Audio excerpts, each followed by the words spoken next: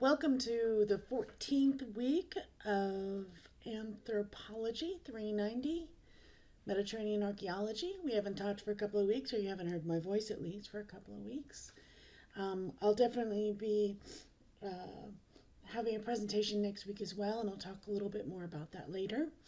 In the meantime, if you're just sort of starting with this week's assignments, you might not have noticed yet that your weekly reading questions are actually entitled Reading and Presentation Questions this week. So, if you haven't noticed that, you might want to have those in front of you before we start this presentation. Next week, I will also have the same sort of questions format, in that there'll be questions about the presentation in addition to your readings. So let's get started here. As it says on the screen, this presentation is entitled Material Culture of the Ancient Mediterranean. And I felt that this topic was particularly appropriate, partly because we haven't, spent nearly as much time as I might have liked on material culture all this semester. But since this week's reading is about art, which pertains to material culture, those things that are made by the cultures we're studying, and how some of them are perceived as art. So let's look at some of these things, because there's not much in the way of pictures, certainly, in your readings.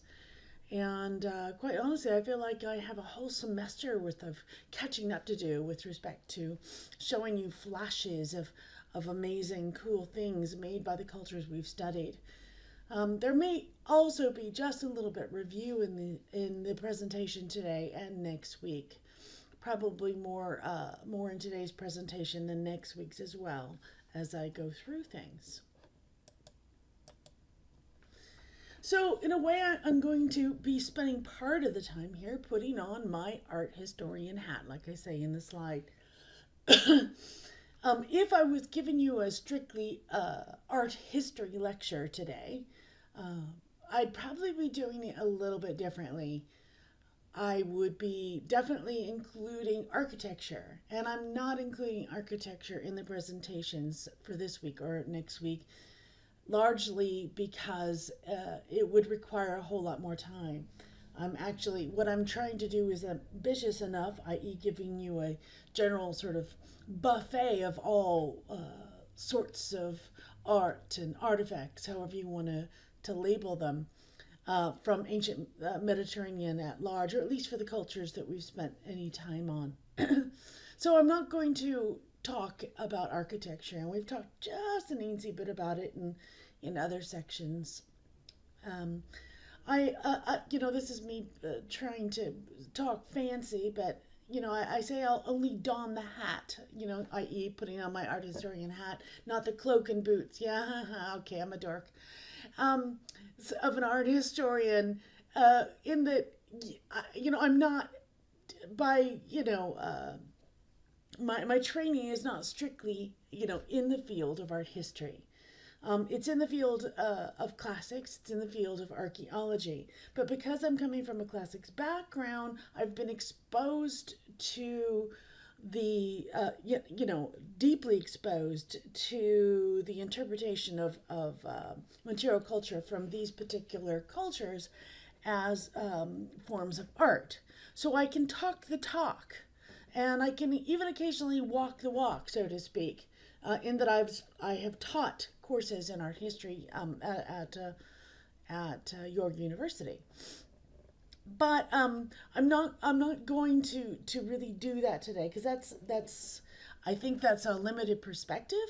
I'm certainly not going to jettison the approach that we've taken on so far, because I firmly believe in it.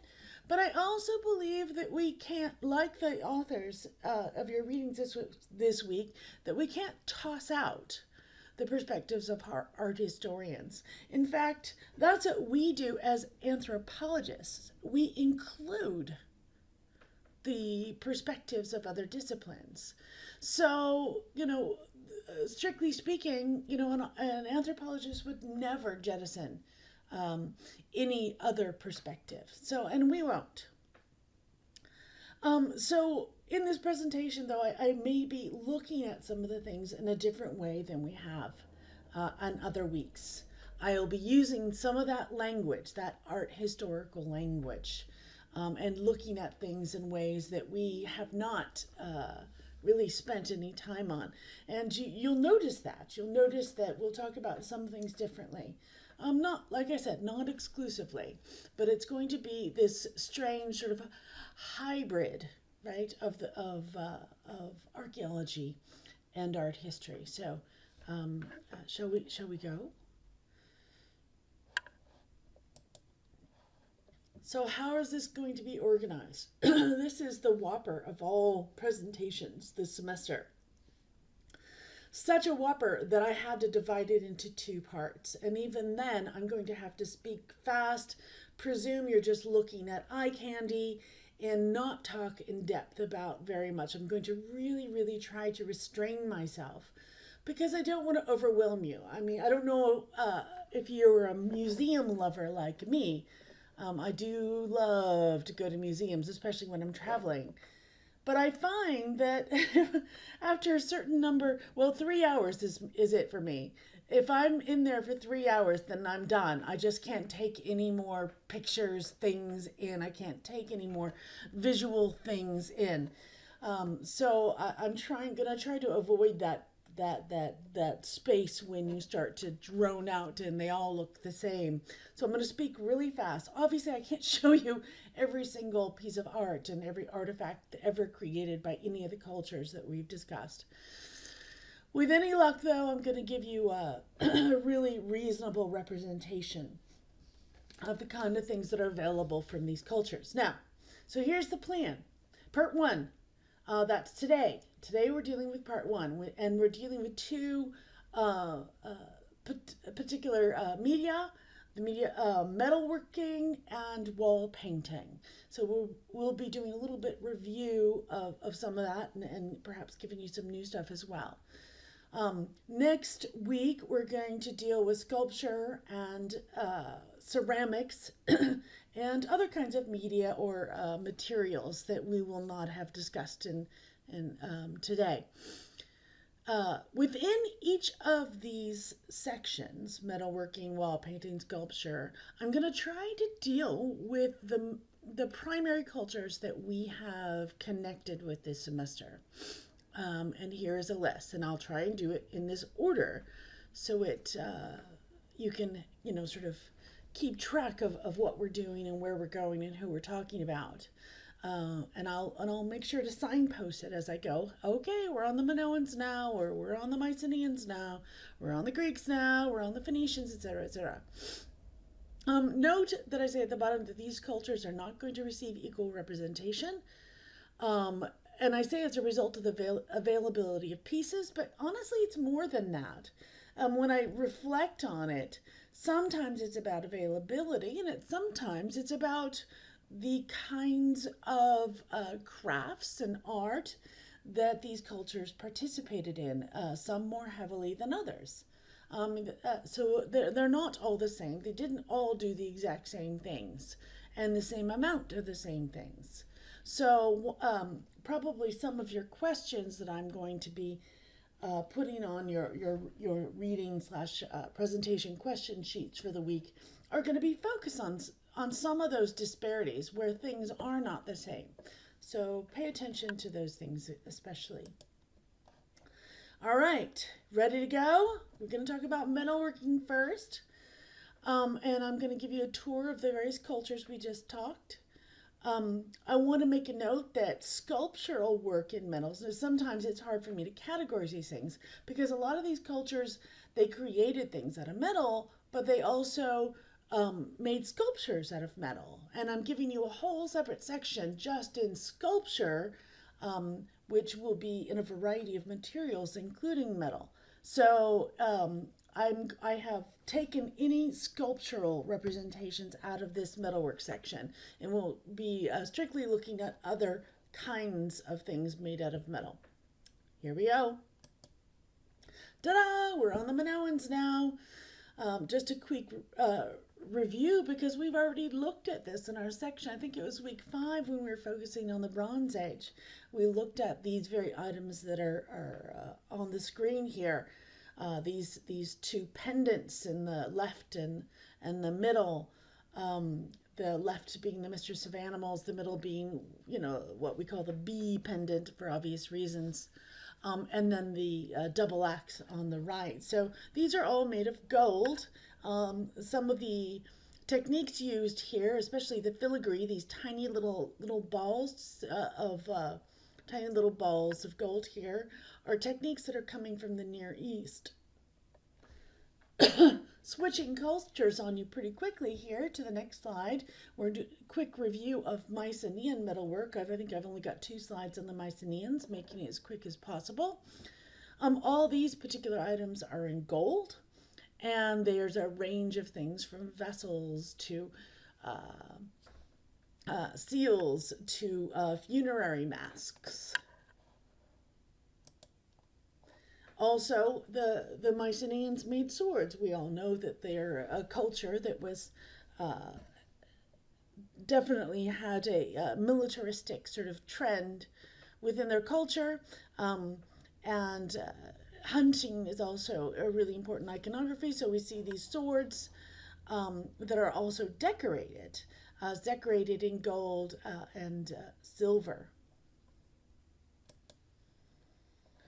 Now I'm switching cultures in a way. Although the Mycenaeans are the ancestors of the Greeks, we're going to go to what we would call the Greek world proper here, which is really going to be Greece as starts maybe sort of 11th century and later. The first 2 items here are both made of bronze. And in fact, this griffin, I believe, is one of the griffins coming from this particular bronze cauldron that's sitting on a tripod, 3-legged tripod. These cauldrons are common in the material record for early archaic, especially, or pre-archaic period.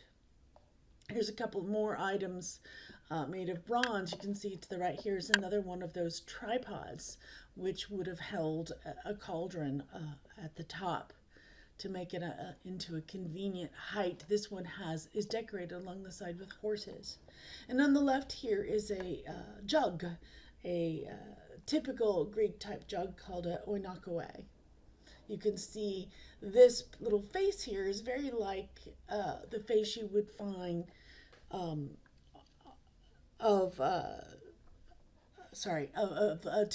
you might find a face like that as on the side of a building to decorate, architecture. You can also see that even this little rondelle here is decorated in like a palmette. These 2 items are both typical Greek shapes with respect to the vessels, often shaped so that we see more often than not in ceramics rather than metal.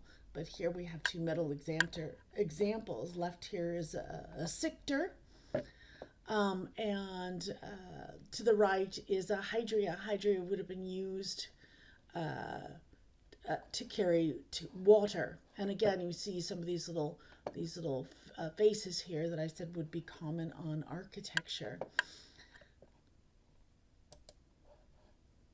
Couple of interesting pieces here. Another hydria to the right, slightly different than the hydria before. And this also has these floral decorations here, and again a sculptural piece at the top. But to the left is a foot bath. You can imagine, coming in after a day's dirty work. Well, probably actually if you owned this particular foot bath, you might not have been doing too much heavy labor. One imagines you lived a rather opulent life, but nevertheless it's dirty outside when you're walking about, so you come in and have your feet cleaned with your bath. couple more pieces, another hydrae on the left, again with more sculptural adornment. And on the right is a shape called a kylix, which is used to drink wine. Again, we more frequently, much more frequently, find this in ceramic. And we'll see some ceramic versions, I'm sure, in next week's presentation. So I'm switching cultures on you now. That was enough of a taste of the Greek world. Again, I could go on and on and on and on. But we're going to have a look at the Etruscans. Now, the Etruscans were brilliant metalsmiths. Brilliant. Did lots and lots, especially with bronze. That was really the material of choice. But we're also going to see some work in gold. So here's, for starters, here's a lovely goat, which dates the early 5th century. They're really good at these little sculptural models, and I probably should have put this in the sculptural section, but I just couldn't help it. A couple of early pieces here. To the left is a biconical urn. We also see these more often than not made out of impasto, which is kind of an everyday clay used by the Etruscans, and we'll look at that when we get to the ceramics section. But here is one in bronze, and also here's a cauldron. It should sort of perhaps be reminiscent a little bit perhaps of the cauldron we looked at for the Greek world. Perhaps this doesn't have the same sorts of decoration on it, but the same idea of having these little heads coming around the top of the vessel, just like in the Greek one. Here we have these sort of ferocious lions. In the Greek one, they were griffins. Here's something that we see quite frequently from the Etruscans are these containers, these sort of round containers. We call them cistas. And we think that they were sort of a container used predominantly by women. And they were just a container of, trinkets and things like that. Just a place to store personal items. Often they're highly decorated with these sort of incised decorations. So here's a close-up of some of the iconography on this particular one. And sometimes they have these little figures on top, these little sculpted figures. And so here's an example of some. To the left here, on this side, we have these candelabras. This is also another common item. I remember working at the museum in Pennsylvania, and we had quite a few of these in the storerooms. So these are 5th, 4th century BC. They're also, it's interesting, they're whimsical, and we have this little dog climbing up and birds on the top, and this looks like perhaps a dancer here. So yeah, they're pretty cool. And if you look at the feet, you'll see that in this one and in this one, they're actually feet of the candelabras, right? So quite whimsical. And over to the right is a vessel called a stula. It's also decorated towards the shoulder of the vessel with this dog that appears to be sort of eating perhaps a snake. So here we have some early examples, 8th to 7th century BC, of bronze working in Etruria by the Etruscans. Again, there's lots of little sculpted figures and that adorn the top and seem to be engaged in activities that we don't necessarily understand. If you look closely, which we're not going to take the time to do today, because again, I have to rush through this a bit. If you look closely, you'll see some things that appear quite odd, like who is this creature chained up? Is it a dog chain? And what are these people doing around them? Perhaps reminiscent of some of the strange things that we see in Etruscan tomb paintings. And over here, this little rolling device carrying this big pot, and so what are all these people and creatures doing below? We don't have time to investigate these things in detail, but I'm hoping that they're, you at least have finding them interesting to be introduced to. Here's to the left here, a Etruscan plaque, sheet bronze. They think perhaps this was a cheek piece of a helmet, and the iconography shows Achilles over here, lying in wait for Troilus. This may have been a popular theme. We certainly see this in at least one tomb painting, if you recall the Tomb of the Bulls, and we will review that in a minute, in which Achilles lies in wait for Troilus. We looked at that tomb as well when we, I think it was week 6, when we were studying the Etruscans. On the right is another sort of ornament, not really sure. Could have been a part of furniture. That's really common to have ornamental things at junctions in furniture. And so here we have a winged deity of some sort. The Etruscans often had winged deities that would have usually been interpreted as something more like a demon.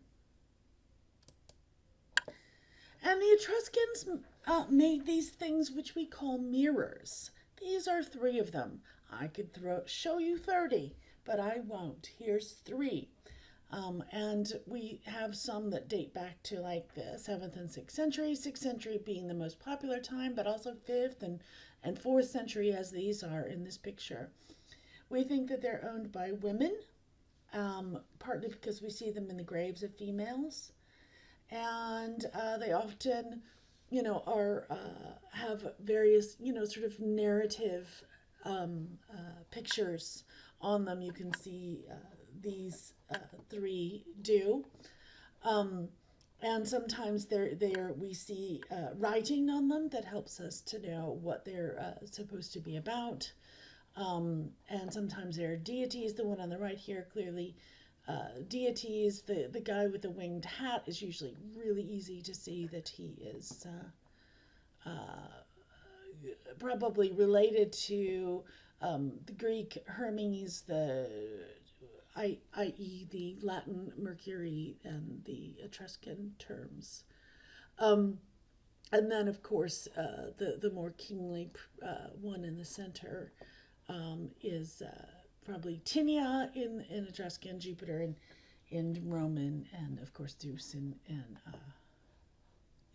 Greek. Anyway, I don't want to spend too much time on these things, but they're often highly decorated and really, really neat. We imagine the other side is not decorated, and we imagined that, so these are made of bronze, which should have been a shiny, polished metal, and then if you put a bit of oil on it, they would have been highly reflective. So we think they're used as mirrors.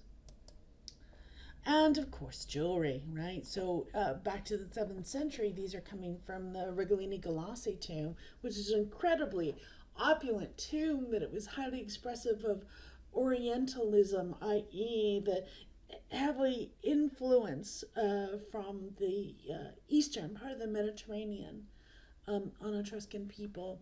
And we see that partly from the techniques used to create these items, and the iconography of lions here, very Eastern iconography. But it's also interesting that we see not only gold and Eastern Mediterranean techniques, but also amber, which, as you recall, will be coming from far north in the Baltic. A couple of more items. Like I said, this was a heavily orientalized tomb with opulent grave goods. We're talking about the same tomb, the Regolini Galassi tomb. There's this amazing gold pectoral, highly decorated. And here on the right is an extremely cool gold bracelet, again using the filigree technique that's coming from the Eastern Mediterranean, probably originated in the area of modern Syria. A couple of more gold items. I think I only have one more slide after this, but sorry that I couldn't find a color photo of the one on the left. but it is a beautiful piece nonetheless. You look at the delicacy, right, of in between each band, this sort of lacing of the gold and the faces at the ends. It's just extraordinary, truly beautiful. And these over on the right here, we have examples of two fibulae, or fibula in the singular, fibulae in the plural. And these are pins that are used to keep your clothes on. So when you're wearing big, a lot of people actually throughout the Mediterranean would wear, large amounts of fabric sort of draped over them and sort of pinned together, especially in the Italian peninsula, the Etruscans and Romans. So these fibulae are used to hold your clothes on. And then this over here, this long is a hairpin. But the kind of decoration, these would have been expensive pieces. Just highly decorated, really, really beautiful pieces. Oh, by the way, just one more comment, I'm sorry, is that I wish there's so much. I could probably do just a week on Etruscan bronzes that have nothing to do with sculptures. But this shape here, this strange bulbous shape, we call it a bullae. And it's probably one of the more common things that we get from the archaeological record. Bulla or bullae in the plural, we often get them in bronze, and they're often associated with fibulae, but sometimes we see them in earrings and other types of jewelry. When I worked at the museum in Pennsylvania, I mean, we had drawers and drawers full of them, all in bronze. Well, maybe I have two more slides. Anyway, here we go. Here's the, right? Here's a gold clasp. Look at this. Look at this. Do you see this? These are lions. This is just a clasp. Sorry, I'm in awe. I get really excited. Using filigree, see these tiny little dots? This sort of lacing. Oh, just extraordinarily beautiful. The craftsmanship. Oh my gosh, amazing. And then this is the last one. And again, I apologize that it's not in color, but that's all I could find. Some of these things are not widely published, and so, partly because some of them are in private collections. So here is a beautiful, beautiful fibula. Look at these little birds all sitting along top here, right? All decorated with, see the tiny little balls again with the filigree. Oh, just extraordinary.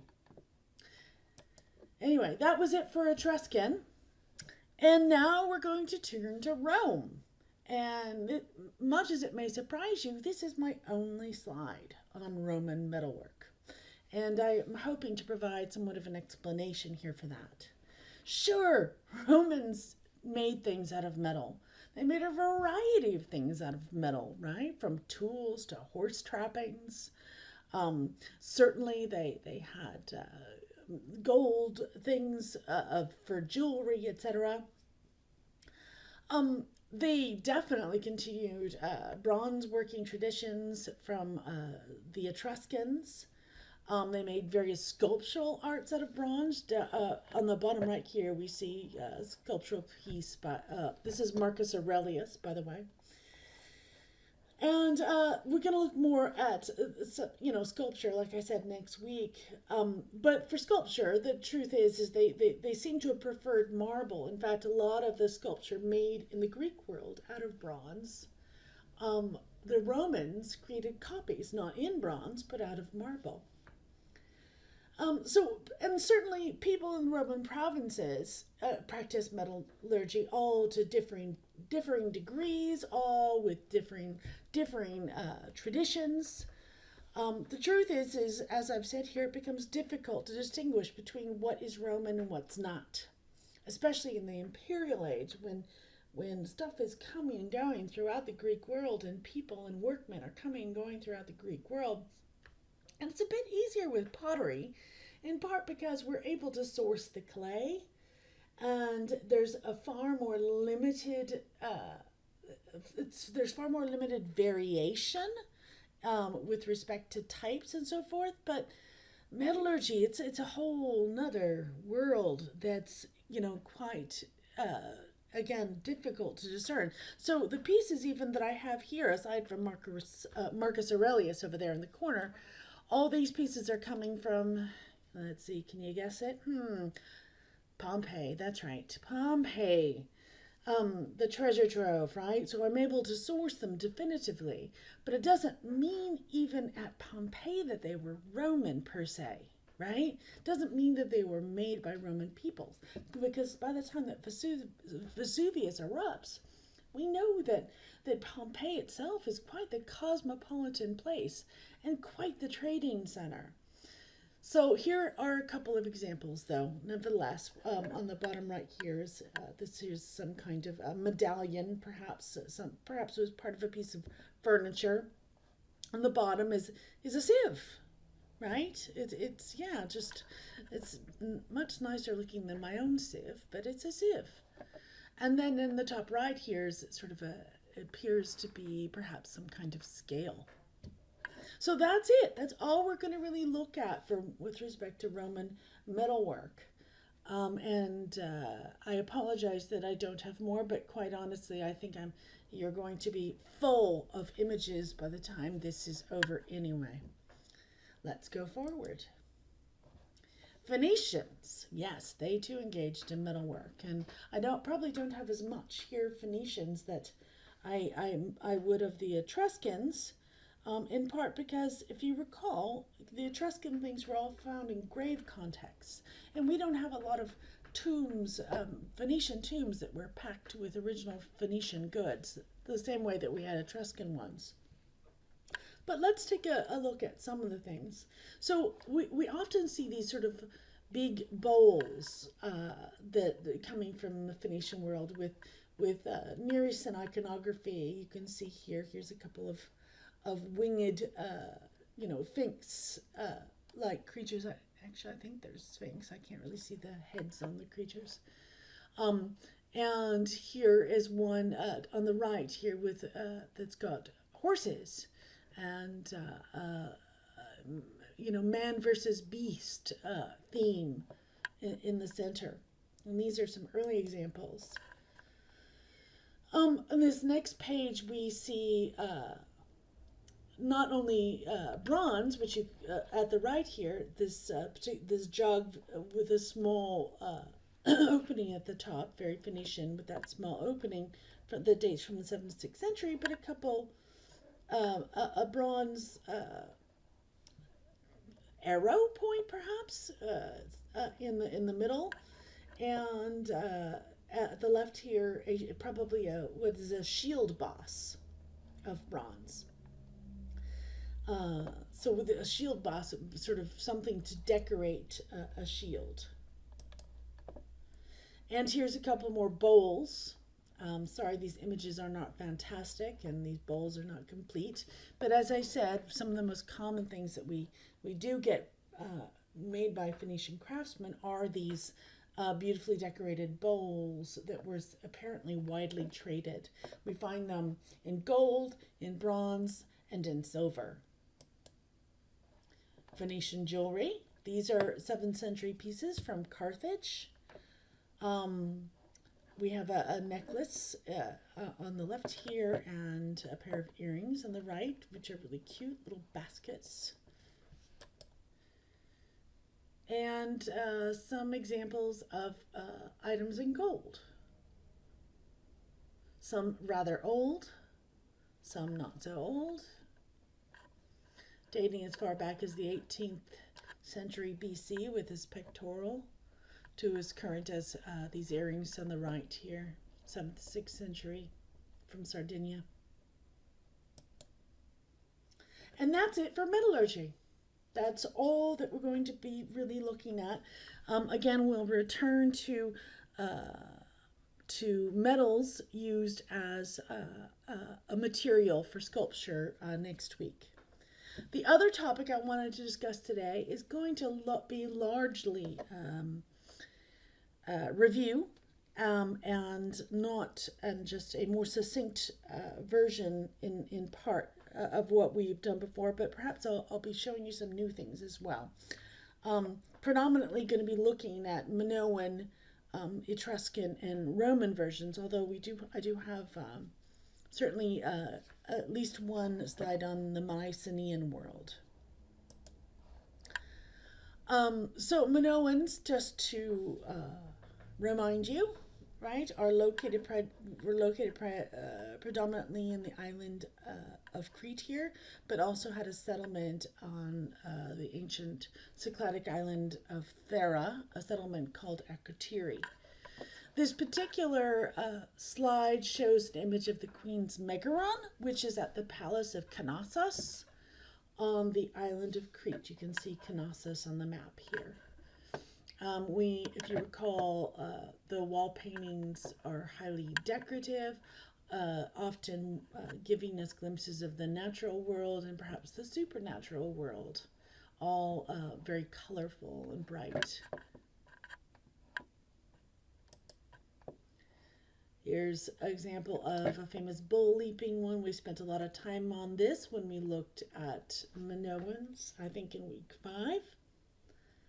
Again, brightly colored. And here's some Minoan people.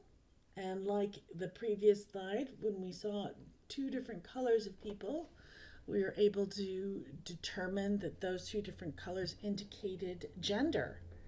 That fair-skinned individuals were women and darker-skinned individuals were men.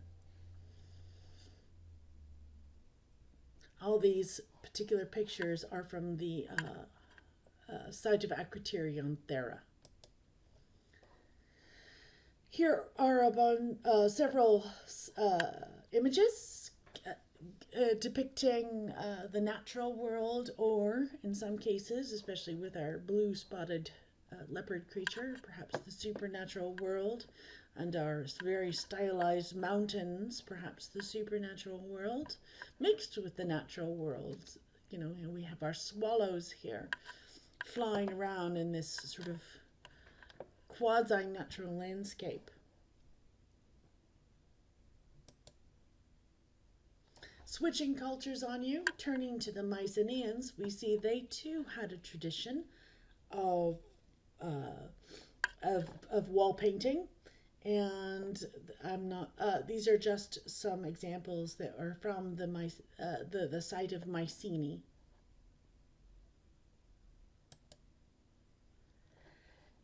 We think that they used wall painting prolifically, so much so that you might encounter the, indoors of a Mycenaean megaron as a completely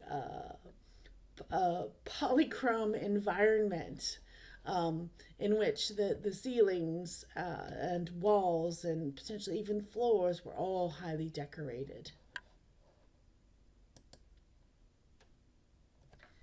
Moving on more, as I said, in time rather than in space, we're going to look at Greek wall painting.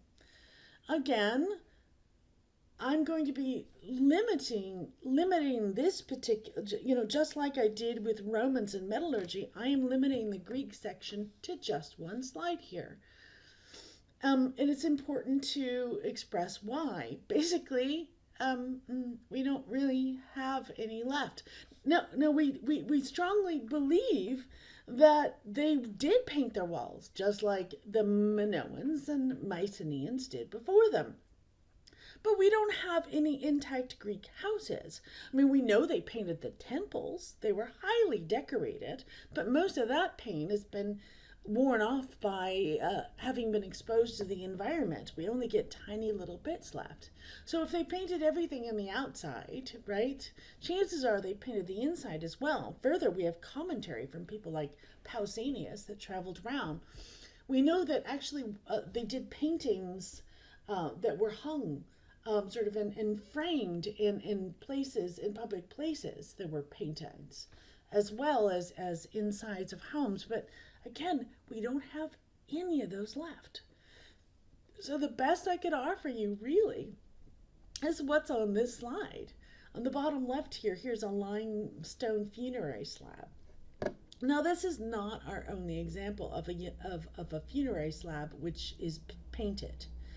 But it just provides one example. Since this is, wall painting, I thought it was sort of stretching the definition of wall painting a bit by even offering this. But to show you that, yes, there was this notion of painting, a surface and beyond just the outside of a temple. And I'm hoping to further sort of, support that notion by showing you the terracotta plaque on the right. Again, this is in a way like a painting that you would hang up. It's not a vessel, but although they do use on this plaque the same techniques that they used in vessel painting. But here it's not something that's meant to hold anything. It's meant to be looked at for the scene. It's like hanging up a picture. And in the scene that's on it is a funerary scene. You can see the dead men on the couch or the table, right? Who's being prepared. You have a potentially a child here mourning. And you have women, they're women in part because of the color of their skin, pale, and partly because of what they're doing. If you notice, the men are doing different things than the women. Men have their hands up, but women are tearing out their hair, because that's what women are supposed to do culturally for a funeral. They shriek and moan as loud that it's an essential part of the funerary process, and they tear out their hair. This would have been a woman too, but you see that a lot of the white paint is flaked off. So she's tearing out her hair, and she also has breasts, if you were not sure that she was a woman. So yes, and below are people with chariots, probably making a reference to the ancient custom of a funerary game. And that's it for Greek wall painting. The end. There's really nothing left except for, like I said, commentary that it existed, and various examples of things painted that give us further cause to believe that in the indoors of places actually were painted. Finally, the last bit of, I'm sorry, I forgot about this slide, but my last bit of evidence for Greek wall painting actually comes from a Roman floor of all places. This is a 1st century BC floor mosaic from the site of Pompeii. And we know that it was copied after a Greek painting, and the Greek painting was one that dated about 310 BCE. And that Greek painting, we may even know who the painter was. Philoxenes and an individual referred to as Helen of Egypt. This particular version of it, of course, is on a floor and it's not painted. Instead, it's created in a mosaic method from tesserae. Tesserae are very small cubes of colored stone or marble. They're placed in a way to depict shapes, and in this case a narrative. The artist in this who created this particular mosaic is using modeling and foreshortening. Modeling is a technique that mimics the play of light on three-dimensional surfaces. So you can see this in the various colors. Well, right here, maybe we'll look at this particular horse. You see the various different colors here. The artist is using modeling. So the narrative of this particular mosaic is Alexander the Great. Here he is. Here's Alex. Hi, Alex.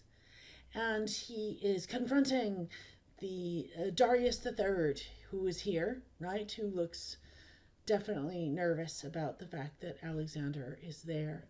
Looks scared, of course. That's exactly how a Greek would depict that.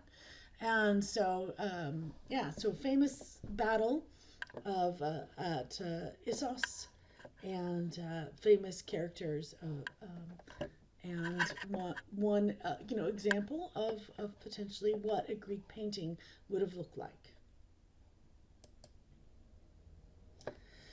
Etruscan wall painting.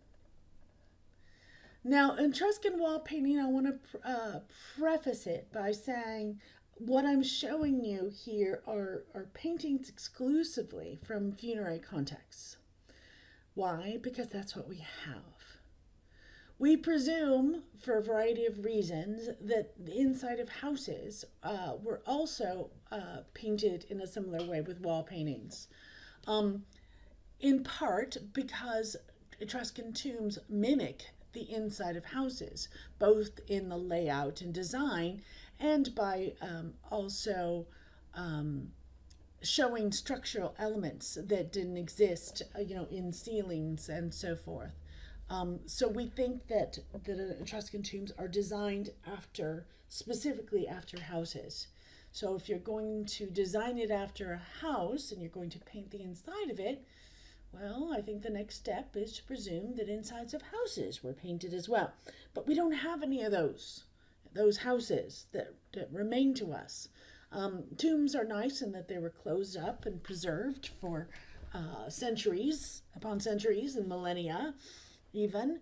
But houses aren't generally closed up unless something terrible happens, like a big volcano eruption, etc. Anyway, let's review. I don't think I'm going to show you anything particularly new here, so I'll go through it pretty quickly. Oh gosh, that's a lousy slide. Sorry about it. Well, just as well, you've seen it before. And this is the one I was referring to before, Tomb of the Bulls, right, with Achilles lying in wait of Troilus. And then we had the two bulls here, and then the guy helping his buddy have sex with a woman by providing himself as a table, if you recall. And these two also, having sex, but yet the bull about to charge them. So sorry about the lousy picture. Tomb of the Olympic Games, right? Week 6, I believe, we looked at various details from this particular tomb. So we won't go into it in detail here, but there's various things, including one of the doors at the end, which we think leads into the Never Never Land. But here's a guy with a discus on the side. Tomb of the Leopards, because there are leopards on top, that's right. Ceilings are even painted here, right? And we see people banqueting, so, heavy use of color. Banqueting themes is probably one of the most common themes in all of Etruscan tomb paintings. Tomb of the Augurs. Some strange things happen here, some things that are common between tombs. Again, the doorway that leads to potentially the Never Never Land. Various images of augurs, people like communicating with the gods by watching and interpreting the flight of birds, etc. This is also the tomb where that guy was all wrapped up in the rope and trying with a sack over his head and trying to fight off a rabid dog. So yeah, it was kind of a bizarre situation. So highly painted, again, including the ceilings. And Tomb of the Baron. This showed this encounter between a man and his son with what we believe to be a goddess. Again, the ceiling is painted. We had fantastic animals here. I believe these were hippogriffs. And horsemanship. The Etruscans are really big on horsey iconography. They like horses on their pots. They like horses on their paintings. They like horses made of bronze. They like horses. Tomb of Hunting and Fishing. This was a particularly interesting one. Done at the height of tomb painting, which is in the 6th century BC. Again, a scene of banqueting at the top, but it's not a big banquet, lots of people. It seems a more intimate banquet here with a mother and father and their children around them, creating these sort of garlands which probably represent fertility or perhaps represent some kind of, perpetual afterlife. And a scene below it of the sea and birds and fish and boating. And you've got this guy with, his slingshot ready to hit a bird. Is it, what we don't know is this a scene of what these people or this man potentially like to do in life? Is this him doing his thing? Or is this a scene of the afterlife? Is there a notion that afterwards we have perpetual hunting and fishing, all the things that perhaps we love to do in life? Is this an Edenic scene? Not sure. Tomb of the Lionesses. We see some examples of that of Etruscans doing their dancing, which is great, partying, and these two gentlemen, each having on each side of this particular huge pot, which is a crater. Perhaps this was a silver crater, we think. Perhaps it was a prize that was awarded as a part of funerary games. We're not really sure. Again, we see below them the sea with fishes. Is there meaning and purpose to this being below and then this being in the middle and then wild animals, sometimes fantastic creatures at the top? Not really sure, but there seems to be a certain formula behind it all. And yes, more dancing. The Etruscans, really seem to like to party, especially with respect to funerary situations. Is it a celebration that someone goes on, or is it more like, a wake? Are they more like the Irish, right? Mourning in a fun way.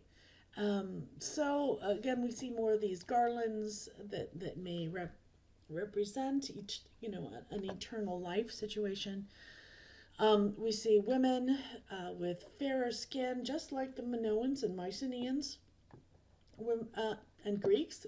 Women in fairer skin, males in darker skin, and those Etruscans seem to enjoy partying with their women, and proof of that is here, as opposed to Greeks, which kept them pretty much locked up in rooms in their houses. And yeah, so yay, Etruscans! They're woohoo! Yeah, yes. And in fact, she's partying with the band, right? She's dancing. This guy is both dancing and playing at his instrument at the same time. So cool. Yeah. All right. Dancing together, obviously. Yay. I dare you to try this particular pose at home. Okay. So that is our review of Etruscans. And now I'm going to turn to the final group that I'm going to talk today, and that is the Romans. Now, if you were keeping track of how I was going through cultures, you may notice now that I seem to be skipping someone. The Phoenicians.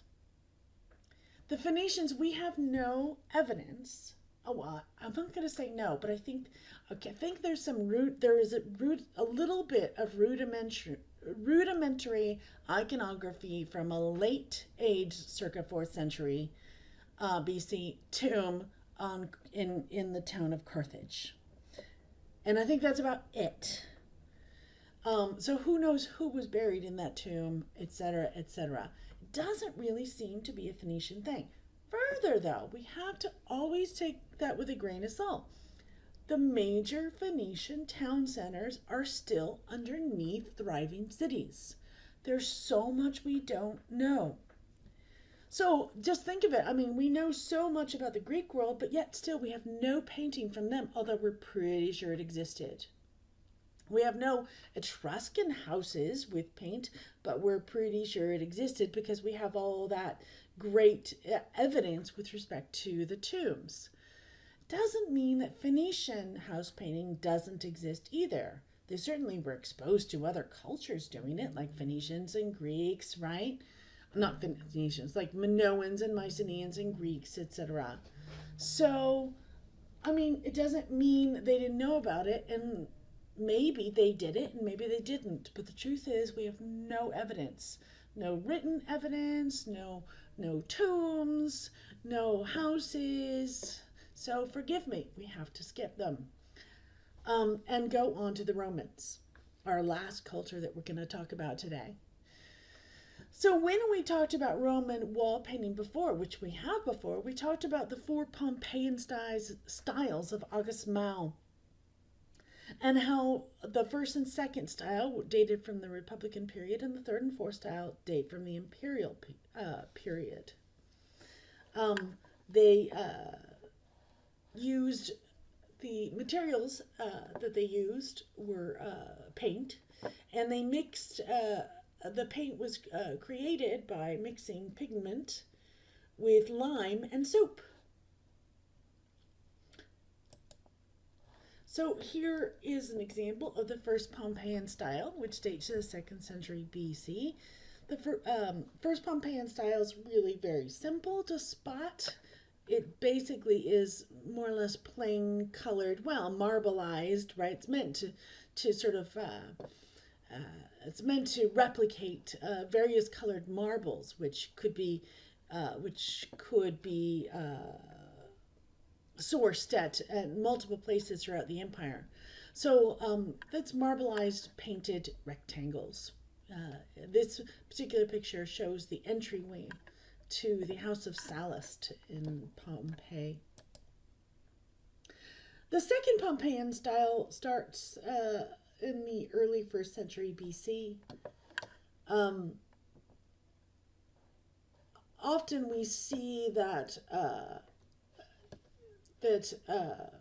parts of the walls were done earlier, and parts of walls, sometimes because of repairs from earthquakes, etc., are redone in later styles. And this is probably the case. So often we see that part of the walls are done in the first style. I don't see any first style stuff in this particular picture, but that's often the case. That helps us to sort of connect the two periods. The second Pompeian style depicts three-dimensional architectural features. So, for example, you see here these columns in the distance, and then these columns in the foregrounds, and these columns in the distance. So all architectural features that are trying to show three dimensions and space. This particular example is from the House of Oplontis near Pompeii. The third Pompeian style, something kind of strange happens. In all those architectural features that we saw in that second Pompeian style, they become minimized. Example here, see how spindly? These are columns. And you only know it if you really scrutinize, because what they become is these tiny little spindly lines. No longer are we trying to show 3D space. Often we do include this vista, this landscape that we see at a distance. Often it's some sort of shrine or temple in the far distance. And again, this sort of stylized, minimized architectural frame. This particular example is from the villa at Bosco Tracaste near Pompeii. The fourth Pompeian style is well, it's a bit of everything in a way. It's a kind of a combination of both the second and third styles. You get the spindly stuff and the big architectural features. So this is a great example. Do you see here how we've got these arches, right? but you also have these like spindly columny things as well. So you kind of get both things going on at the same time. It's as if we've sort of brought back the second style for nostalgia purposes, but yet kept that third style. This particular image is from the villa at a villa at Herculaneum. Now, just a couple more slides here to show you all those styles that seem to be encompassed in one particular house. Again, repairs we think were probably done over time, often in response to earthquakes, because there was a lot of earthquake activity that led up to the volcanic eruption. The House of the Vetii is a great example of the of a place that has the various Pompeian styles. This map shows you a map of Pompeii, and this is the location of the House of the Vetii. The House of the Vetii is built by two brothers that were wealthy freed slaves. Here on the right is a ground plan of the House of the Vetii that shows the various rooms of the house. Here's a picture of the garden as it looks today, and just in the hallway north of the peristyle, room D in the map here, sort of just right off the garden, is this particular painting, which is in the second Pompeian style.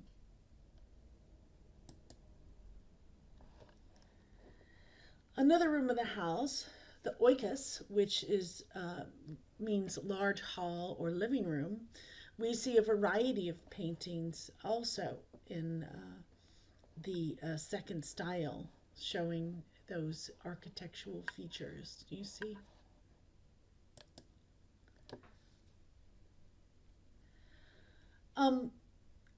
Here we see a painting in the Ixion room, which is off the peristyle garden as well. And in this painting, you see a variety of architectural vistas, multicolored columns, and you get a sense of 3D. This is the kind of thing that we see in the fourth Pompeian style. It is a combination of the spindly columns with the architectural features, with the volumetric figures, right? So volumetric figures, the minimized architectural spindly features you see sort of interwoven throughout these, the big, larger, sort of more 3D versions that would have been more common with the second style. Finally, in the Villa of the Mysteries, which is on the road leading to Herculaneum, we get a really interesting example of a third style painting. This particular painting is from the tablinum, which is this room right here, located in the map. It's particularly interesting because not only is it second style, but it's showing us an Egyptian influenced theme, which also attests, one of the many attestations, to be perfectly honest, of the cosmopolitan nature of the city of Pompeii. Villa of the Mysteries also has some second style paintings, and here's some examples in two of the rooms, the triclinium and the cubiculum. Again, the volumetric figures are here, and with these architectural features, and then the vistas, right? Another second style, volumetric figures, architectural features, Villa of the Mysteries as well. And finally, another type of wall painting that we have not discussed with respect to Rome is portrait painting.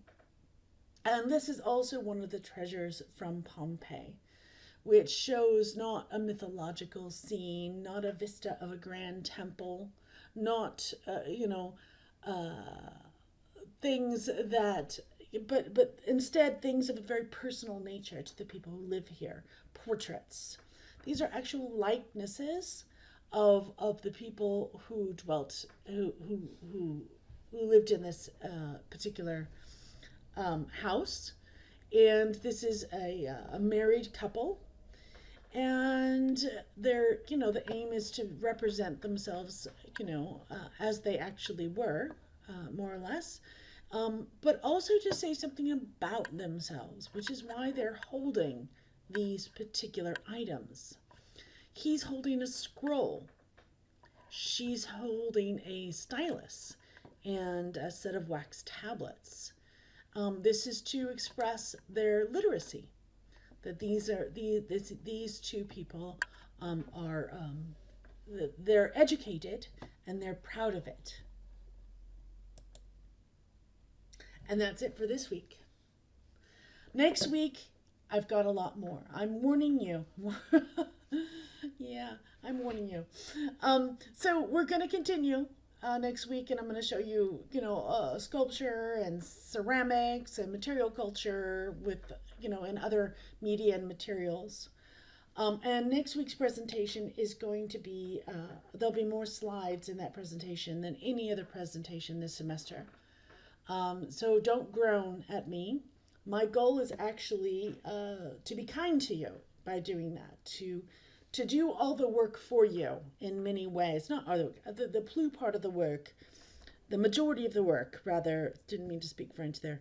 The majority of the work for you in the last week, because I know you're exhausted.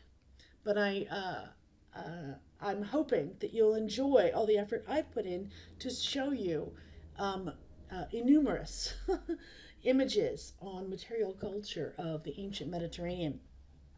So to prove my intent, I am only assigning you a small reading of 6 pages, and that's to allow you more time to watch the presentation that I'm good. It's probably going to be at least 2 hours. But again, 6 pages of reading is all I'm asking you to do in preparation for it. It'd be a good idea to do the preparation, to do the reading first and then watch the presentation. It's going to have a lot of text in it. It's going to be mostly pictures. I also want to warn you that next week's questions will be divided between those readings and the presentation. So there'll be questions specifically based on the presentation. And that is going to be our last one. So thank you so much for listening. And until next week, feel free to send me an email, and I will respond to you if you have any questions or concerns. Remember this week that we also have presentations to watch and questions to post about those presentations. Okay, that's it. Good.